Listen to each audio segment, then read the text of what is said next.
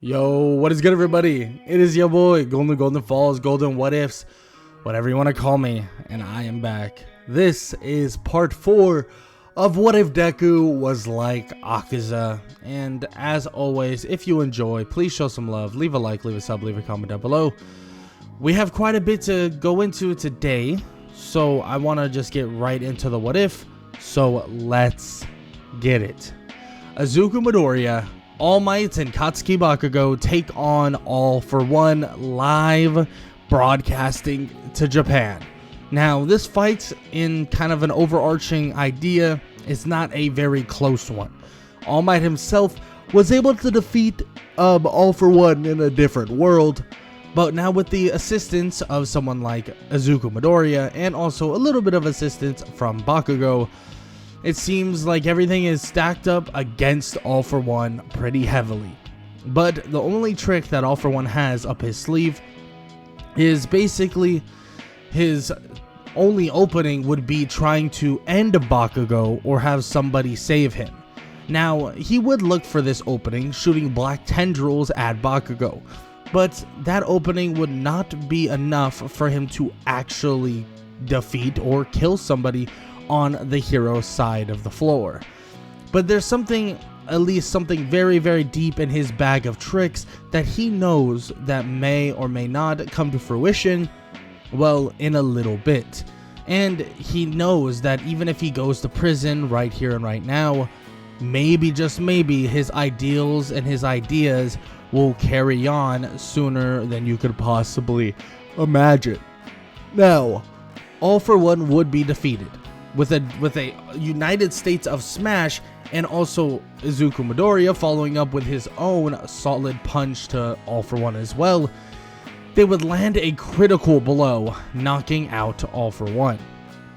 This knockout would basically lead them into a little bit more peaceful time, especially with Shigaraki and many of the other League of Villains captured already, and All for One captured as well. Something that hasn't really been done in a little bit. They have now officially granted peacetime, at least from All for One himself. There are some other people out there that they're going to have to deal with, but for now, this is a pretty good start, you could say. Now, this would lead us into a completely different time, where we are starting this transition into UA's finest, basically Class 1 students trying to get their Provisional Hero license. Now, we do deal with a little bit of a different kind of event where they kind of train all together, work on their super moves, and just flat out try to train to get stronger and stronger. But it seems like when they head to the Provisional Hero licensing exam, that there's somebody watching that nobody really knows much about, or at least there is some sort of a spy that is currently within everything, but they don't know much about this person. It's some random person. They have no clue what they're doing there, and Izuku just goes about his Provisional Hero license exactly how you would have in the very beginning. Now, Izuku's first event, or the first event for the Provisional Hero license, would be a basic one. You're basically going to tag people with dodgeballs or something like that, knocking them out with when you tap on their lights that are on their suits, kind of like a dodgeball laser tag. And it would be a pretty basic idea, and Izuku's speed, strength, and agility would flat out just benefit him so much to the point where it would be a pretty easy thing for him to get done. I mean, it wouldn't be hard by any means. Like, it would be a very basic and easy thing that Izuku would go through, and he would just be able to defeat them, or at least knock them out of the match kind of thing, and qualify himself to the next round quicker than you could possibly imagine. Now, the next part would be actually something interesting, being that the next part is something involving, well, you know, a regular kind of situation as a hero, and it would be more of a rescue-like training type of situation. Now, this situation is something that is a little bit unknown to Izuku, and Izuku doesn't really know his way really around saving other people the way that maybe he could have known or should know. But for the most part, Izuku just helps out where he can, lifting heavy objects, you know, saving those who maybe are on like a cliffside where he can easily scale up and save them, and so on. So he makes sure that he does the basic things he knows he can't get wrong, but also kind of just helps out overall where he can, and he's able to get through this. Now, the real test, and the real test that would make Izuku extremely excited, would be the invasion of villains. Now, this is actually a test and not, you know, the normal whole actual villain invasion. That's not what this is for the most part. This is actually just a test, and there is some PTSD, I will say that, with Class 1A, because Class 1A is probably thinking, oh my gosh, this is just like the USJ, like this is all bad, blah blah blah. No, but this isn't your normal, right? Or this is your normal actual rescue training is what I mean. And they actually see a bunch of these villains kind of come out, and Izuku immediately would jump into action. And it would actually be pretty interesting how fast he would, because he would begin knocking out and swiftly knocking out villain after villain. But there is a bit of a minor issue, you could say, because they do have a bit of a conflict going on while Izuku is actually trying to defeat these villains, and that's between Inasa and Todoroki. Todoroki and Inasa are trying to get along and trying to like actually combine their powers, but they seem to be massively conflicting, leading to actually Izuku getting like pretty injured by an incoming blast of fire. We all know that Izuku has some trouble with sunlight, and fire itself isn't like a weakness or anything like that, but it definitely does injure him and slow down his regeneration to a certain extent. And even when being out in the sunlight, if he's massively injured, he does also have limited regeneration, and he understands this. Like, he knows this to be the case, and it's definitely a detriment for the most part. But he also is kind of annoyed that they can't just flat out work together to the point that, you know, he doesn't have to deal with getting massively injured, like seriously. And that is some docked points for obviously Inasa and Todoroki. And Izuku basically tells them to like quiet it down, like stop freaking going haywire trying to help if they're just going to hurt the situation, as Izuku continues to just basically knock out villain after villain, forcing Gang Orca to actually show his face a little bit earlier than actually expected. And this is where Izuku would even go one-on-one with Gang Orca. But this isn't really your traditional one-on-one, because honestly, Gang Orca doesn't stand that much of a chance. Even with it being the daytime and Izuku having limited regeneration, it doesn't necessarily matter. Gang Orca's strength may be strong, and he may be a pretty strong opponent, but this guy, Izuku Midoriya, has taken on someone way stronger than Gang Orca, and when they begin to fight, the brawl is one that's very impressive, but one that has always been on and always favors the side of Izuku.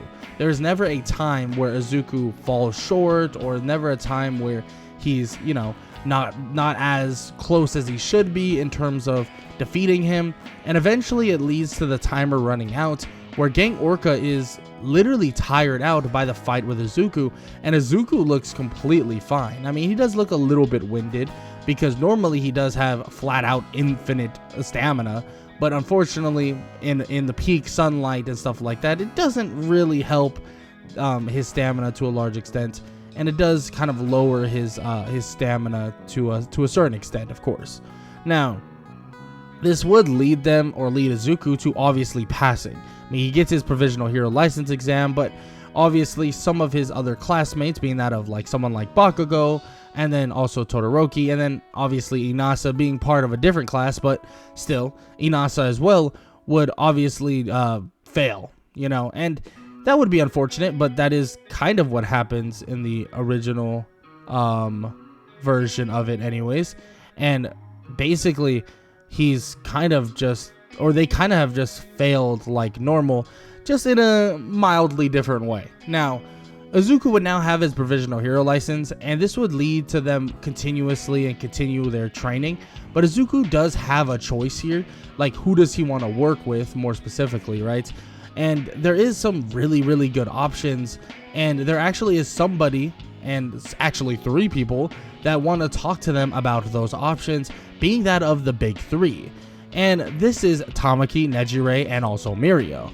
And they talk about this, and they kind of have their struggles in terms of trying to explain everything. And this would lead to Mirio saying like, oh, well, how about you guys just all fight me?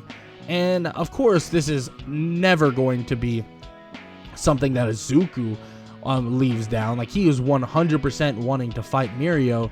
And during this fight, or during the up and coming fight, he'll actually learn something that he didn't really know in the first place. Now, for starters, it all starts initially with Mirio saying that he's gonna fight everybody. But Aizawa would tell Izuku that he should not be fighting Mirio as a group, especially with his other classmates. Let his classmates fail, and then he can get his turn against Mirio. In which Izuku would nod and would say that he wouldn't want it any other way. He doesn't want to fight somebody on a handicap. He wants a good one-on-one. And of course, Aizawa, would kind of laugh at this a little bit, but he would kind of know that's exactly what Izuku's response would be. I mean, that's just how he's always been, and it seems like that's how he's always going to be. He always wants a solid one-on-one, depending on the situation, of course, especially if it's a casual one-on-one or a casual fight where it's for training. He's never going to want to take on somebody with a handicap. It doesn't make sense to him. He wants to, like, challenge himself to a large degree, and that's exactly what he's going to end up doing. But in the meantime, it seems as if, well, Mirio beats the living heck out of every single person there. I mean, outside of Izuku, obviously. Izuku hasn't fought yet. But everybody would kind of fall, and everybody would kind of get destroyed to a large extent. And, yeah. And it would now be time for Izuku to get his turn to take on Mirio. And this fight would be an interesting one. I mean, it's not like Izuku is outmatched by any means, because he definitely can beat Mirio. But the quirk that Mirio uses is very interesting. Permeation is something that is definitely giving Izuku a bit of trouble. I mean, he is a martial arts prodigy, but this is something that is far different than you could possibly imagine. Being able to basically dodge punches without actually dodging them is something massively interesting, and Izuku is super taken back and super kind of like interested in the quirk itself, and he's kind of like awe-inspired by it. He's like super interested by it. And he kind of tells Mirio this while they're fighting, but he also says and brings up the fact that Mirio obviously has something within him that is a little bit different than just, your normal run-of-the-mill permeation quirk. He can tell that Mirio has power and strength that is obviously attributed to something else, but he doesn't know exactly what that is, but it doesn't matter at the moment. But after a while, Izuku would obviously and eventually get used to permeation and get used to the fight style that Mirio is portraying. I mean, like I said before, Akaza, or this version of Deku, is extremely good at picking up on martial arts and extremely good at adapting to fighting. And frankly enough, there is no way that Mirio in a long drawn out fight would be able to defeat Izuku. And it seems like over and over again that Izuku's just transcendence into basically herohood, he's going to continuously get stronger and stronger and faster, and his martial arts prowess just helps him in throughout all of this. And Mirio even tells him after the fight, and after, by the way, losing, because Mirio would end up losing here, he would tell Izuku that, well, it seems like Sir Night-Eye has basically the right idea and a real reason to want Izuku on board with him. But Izuku would bring up the fact that he doesn't know, he doesn't really know much about Sir Night-Eye, and he hasn't even talked to him. So how does he know that that's like the whole case? In which Mirio says that he personally works with Sir Night-Eye, and Sir Night-Eye wants him to join his work study. And of course, it's going to be a struggle and tough, but having another person like Izuku on the side of Sir Night-Eye would be pretty beneficial. But of course, Izuku would actually bring up someone else, bring up Mirako. And he would say that he's already promised Mirako a long time ago that he would join her for a work study. And yes, he feels completely honored that Sir Night-Eye would offer him. And if they ever need help, I mean, he would be completely obliged to do so.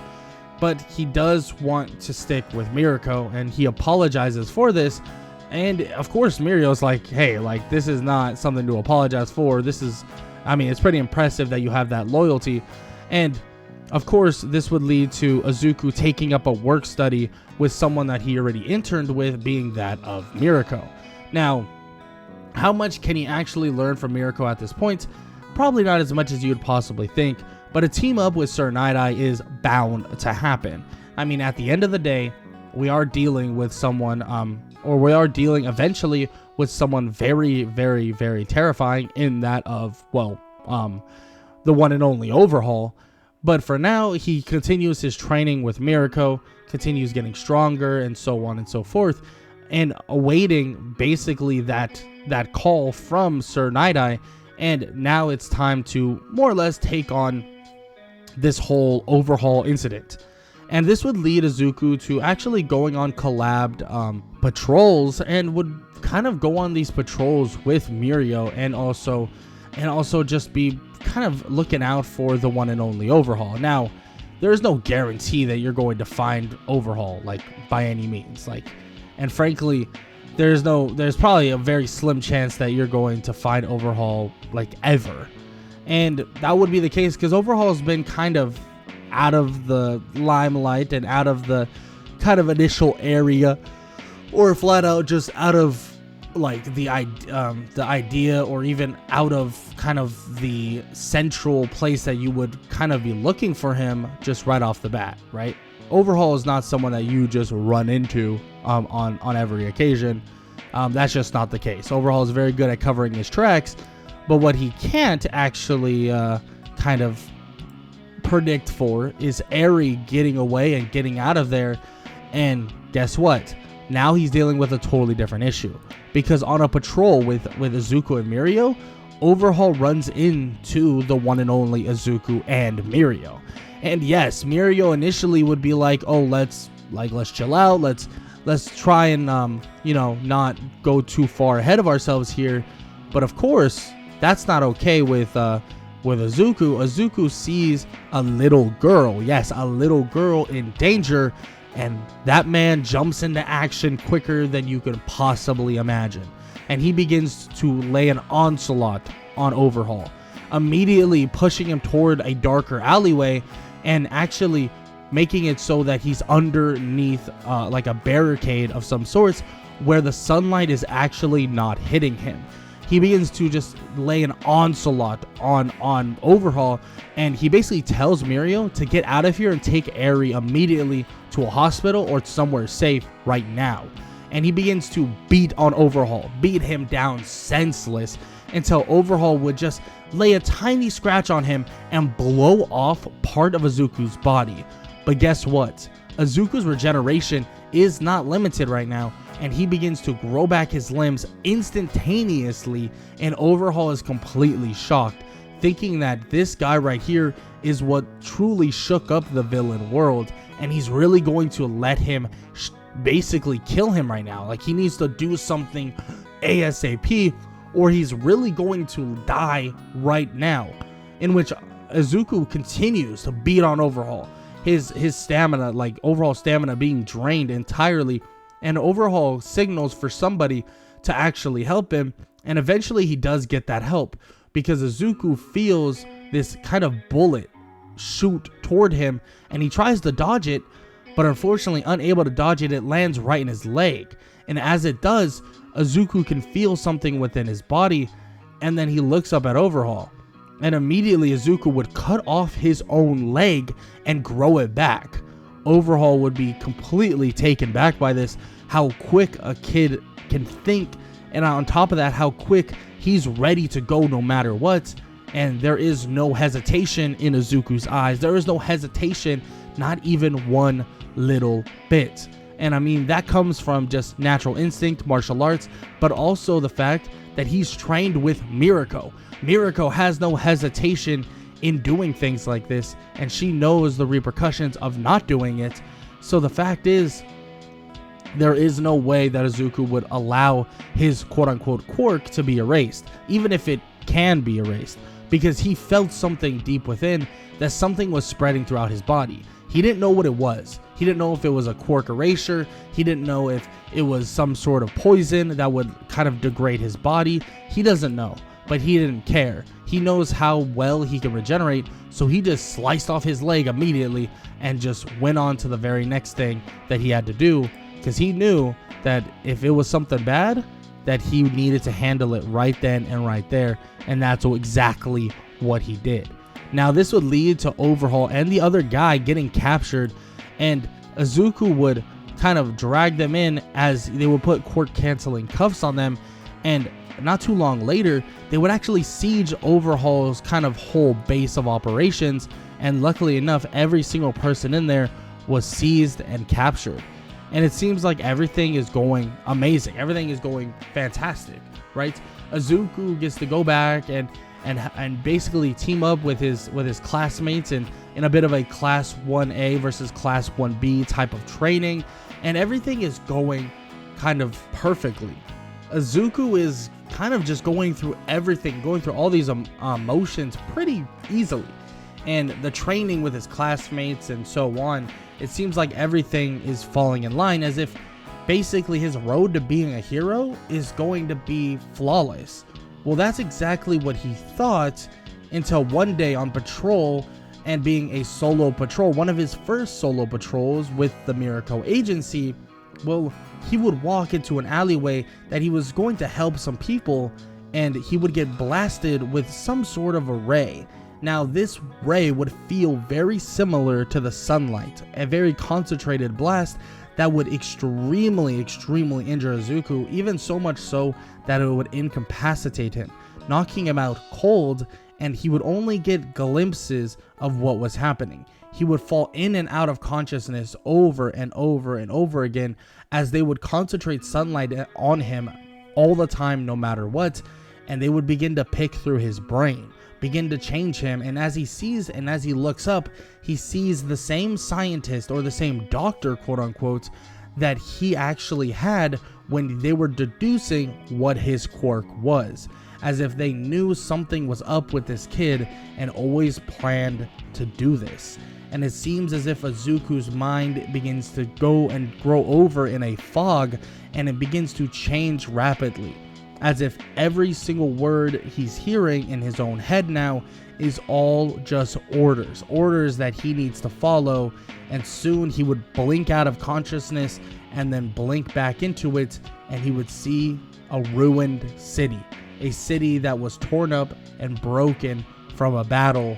And as he looks forward, he sees many people, and all of these people are people that he knows and hold very dearly. Those are all the heroes, from Bakugo, from Mirako, from Sir Night-Eye, and to many others, all standing there trying to stop him. He looks to his sides to see that there are many fallen Nomu all around, and he stands alone. But he cannot control a single thing he's doing.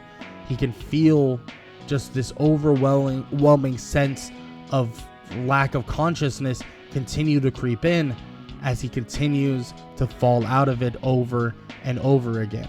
His classmates, his teammates, and so many other heroes that he knew and once knew, well, they seem to be getting beaten and also absolutely destroyed by Izuku himself. But can he break out of this mind control? Is there any chance for Izuku to actually stop this onslaught and save his friends, and stop this, what seems to be the last gambit for the villains like All For One and many others? Well, you're going to have to find out in What If Deku Was Like Akaza, the finale. And if you enjoyed, show some love, leave a like, leave a sub, leave a comment down below, all that good stuff. And yeah, that's all I gotta say. I don't want to waste much more of your time. I hope you guys enjoyed the video, and yeah, that's all I gotta say. I hope everyone has an amazing day. Later.